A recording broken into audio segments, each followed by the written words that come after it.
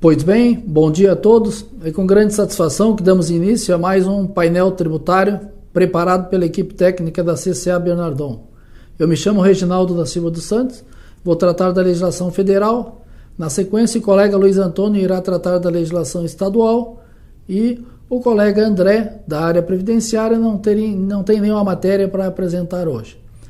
Com relação à legislação federal, nós também não temos assim alterações relevantes nessa semana que passou, motivo pelo qual a gente traz para apresentar aos senhores algumas questões ligadas às soluções de consulta. A primeira delas diz respeito à solução de consulta ECOSIT, de número 16, de 4 de abril, agora publicada no Diário Oficial dia 18, e que ela versa sobre as empresas que são tributadas pelo lucro real e que tem reversão de provisões que foram constituídas na época em que ainda era um lucro presumido. Então, essa solução de consulta, ela diz que a pessoa jurídica ela pode excluir do lucro líquido, para efeito da apuração do lucro real, os valores correspondentes a reversões de provisões constituídas em períodos de apuração na qual tenham se submetido ao regime de tributação com base no lucro presumido. É por óbvio. Como aquela provisão, a despesa foi constituída no período do lucro presumido, a reversão dessa provisão dentro do lucro real não pode resultar em tributação de uma reversão de uma provisão que não serviu como despesa nos períodos passados. Fazendo uma analogia, por exemplo, nós temos aí muito presente o caso das empresas que estão recuperando os créditos de PIS e COFINS sobre o ICMS, né, que entrou na base de cálculo das contribuições, e nós temos várias situações onde o contribuinte, ele está muitas vezes sendo atualmente tributado pelo lucro real, mas ele está recuperando créditos de PIS e COFINS que eram de um período também em que ele estava pelo lucro presumido. O entendimento que se tem, e que a Receita vem também corroborar com essa solução de consulta, aquelas recuperações de despesas do período em que era tributado pelo lucro presumido, agora estando a empresa no lucro real, elas não são tributáveis, elas podem ser excluídas. É lógico que aqui nós estamos tratando apenas do valor original da recuperação dos créditos de PIS e COFINS do período que era lucro presumido, estando a empresa hoje dentro do lucro real. Não estamos falando de juros, né? Então os juros são tributáveis normalmente.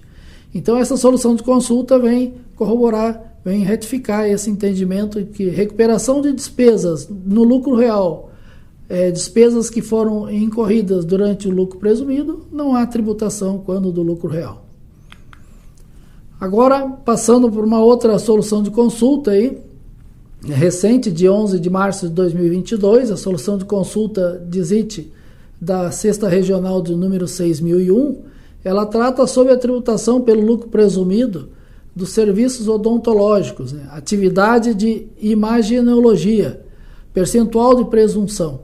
Então, essa solução de consulta ela esclarece que desde janeiro de 2009, para efeito de determinação da base de cálculo do IRPJ devido e da contribuição social também, a pessoa jurídica é tributada com base no lucro presumido, aplica-se o percentual de 8% sobre a receita decorrente das prestações de serviços de auxílio diagnóstico e terapia listados na atribuição 4 da prestação de atendimento e apoio diagnóstico e terapia, de acordo com a resolução RDC número 50 da Anvisa.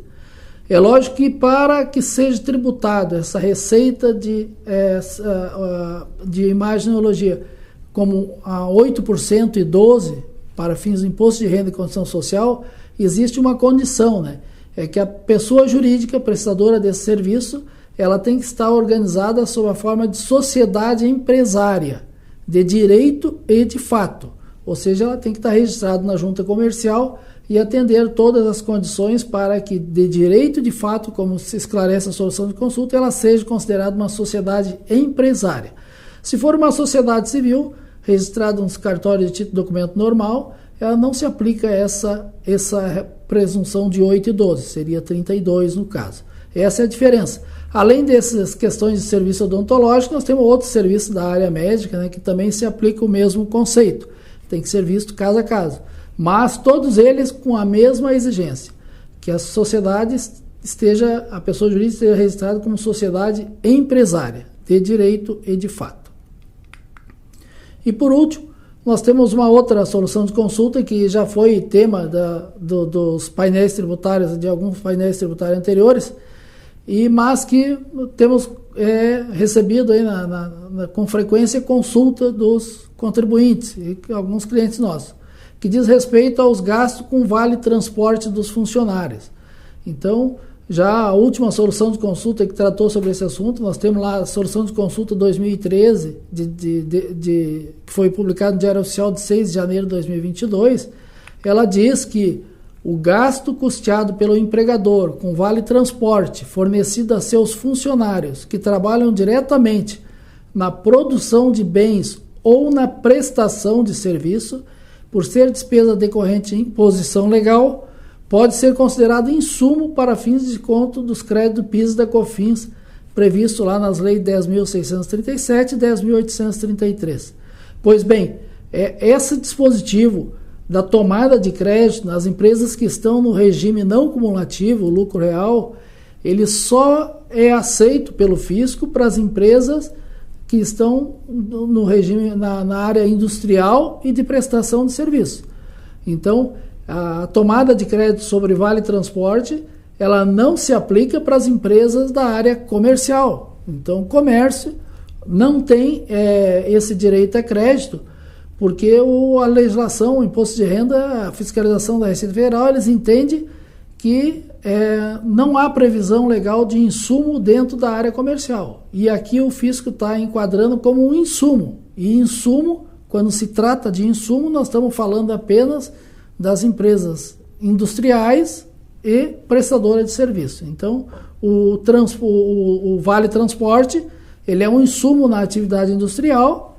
Os trabalhadores que estão alocados diretamente na atividade industrial ou alocados diretamente na área de prestação de serviço. Quando sai fora dessas duas áreas, não há que se falar em considerar o vale transporte como insumo. É lógico que muitas vezes a gente deve analisar caso a caso, pode ser que tenha outras situações que tenha também a mesma aplicabilidade, mas como regra geral é somente área industrial e de prestação de serviço. Então, com relação à legislação federal, os recados que a gente gostaria de transmitir aos senhores seriam esses. Nos encontramos na próxima painel tributário. Uma boa semana a todos.